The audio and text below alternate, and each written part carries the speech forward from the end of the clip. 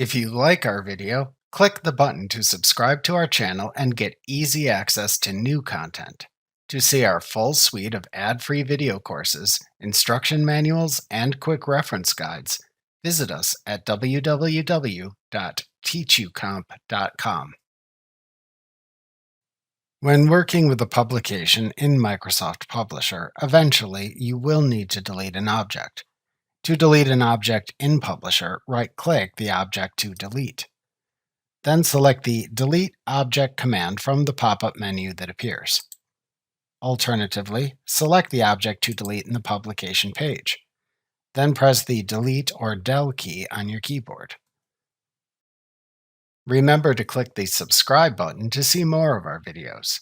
See our full suite of courses, instruction manuals, and quick reference guides at www.teachucomp.com.